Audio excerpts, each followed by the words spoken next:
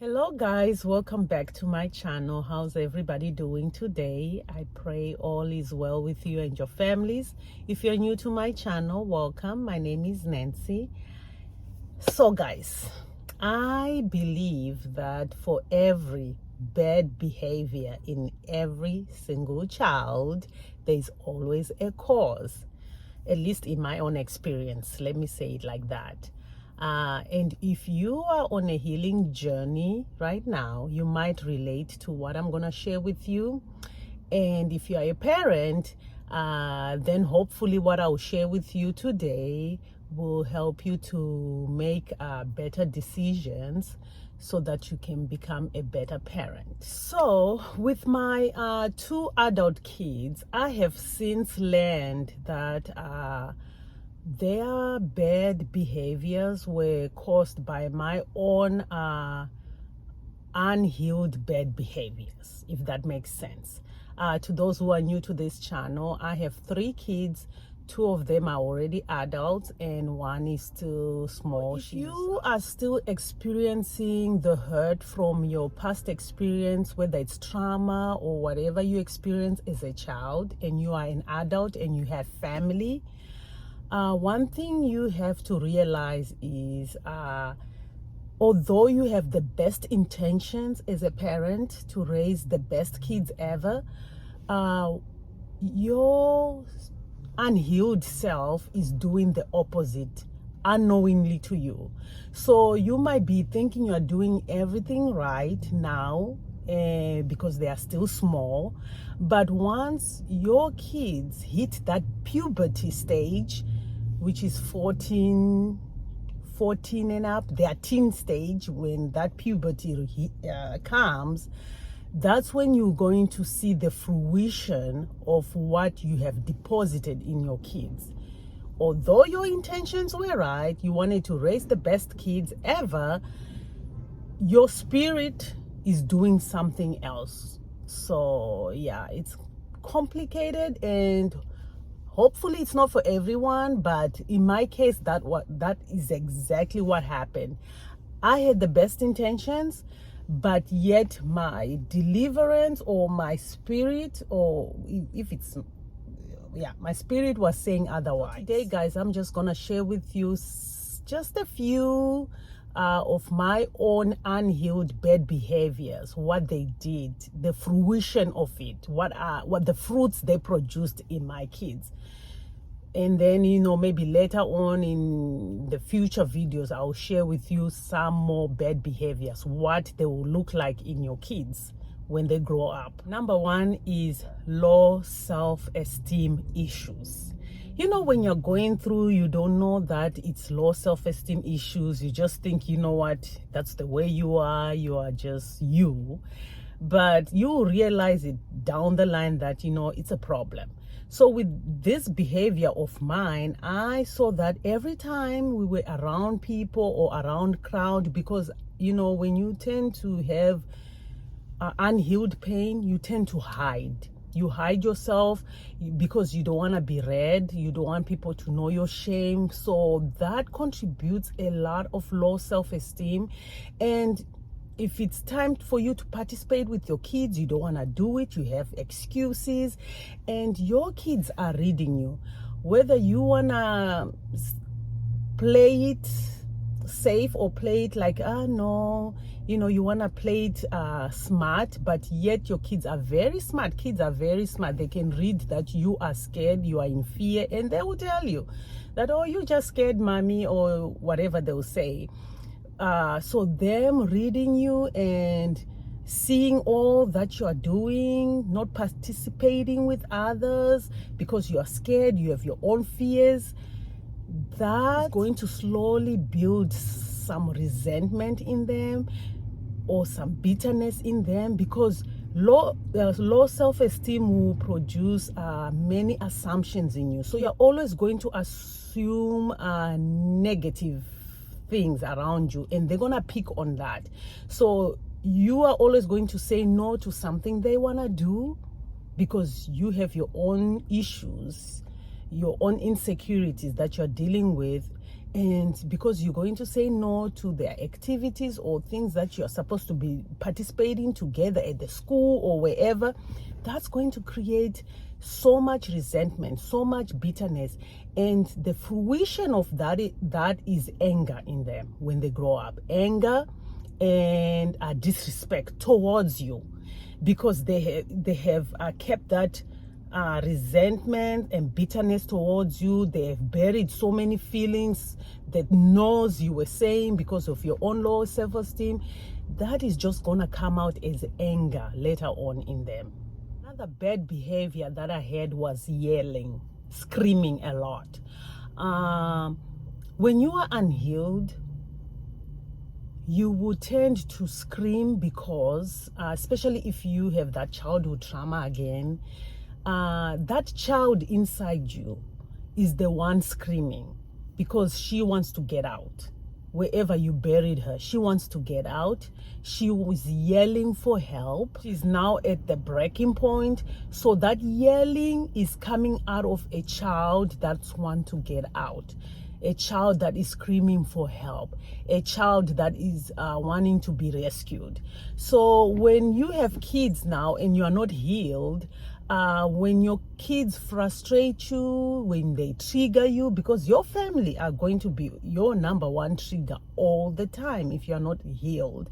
So you find out you quickly snap, screaming for no reason. Instead of explaining something nicely, you are just explaining with a loud voice, or you're screaming because of your own past issues. And when your kids get used to your yelling all the time, when you're frustrated, the fruition of that is depression. It can produce depression tendencies, anxiety issues in your kids, which will result in either, if you are a clean freak, I don't want to say it like that, if you are a clean person, they do opposite. They become dirty person. If you are a dirty person, maybe they will become a clean person. Who knows? I'm not sure if it's like that for every cases, but you see that bad behavior coming out of your yelling. Those depression tendencies, anxiety issues, and low self-esteem issues will come out of your yelling. And then there is that controlling behavior. This one was a big struggle for me, because controlling for me was out of fear. I thought if I let go of control, then somebody's gonna hurt my daughter. Somebody's gonna do the same thing. The past is gonna repeat itself. So I always thought I had to be in control. I had to protect her all the time. Nobody had to change her diapers. I had to do it myself. Nobody had to bath her. I had to do it myself. I didn't care if it was close family. I think only my mom and my mother-in-law bathed my daughter, I think one time each, but I couldn't do it until, I started seeing that it was a problem and just loosening up later on. But that control was out of fear. And if you are controlling your kids out of fear, you overly involve yourself in everything they do, in every business, every move you are involved. If you are like that, then its fruition is going to be a rebellion spirit in them. You will see it later on. This rebellion spirit in your child will be the one to break you if you are not healed yet. And you don't want to wait till that point, because that point might be a little bit, it's not too late, but it's too late. Kind of. Because the behavior that they will pull on you, the stance they will pull on you will be so hurtful. You would think that your kids are demonic. You would think there's a demon that has possessed my child. That's what rebellion spirit will do. And this is birthed out of that control that you have, the grip that you would have on your kids, that will cause that. And I'm not saying it's all cases. I'm just talking on behalf of those unhealed individuals that have kids, that if you don't get healed, this thing might happen.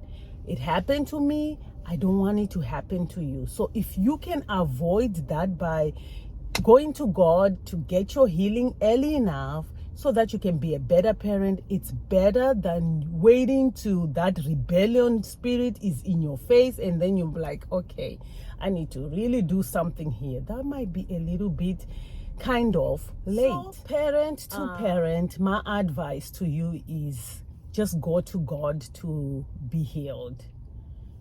Allow him to heal your pain from your past, because that will affect your parenting.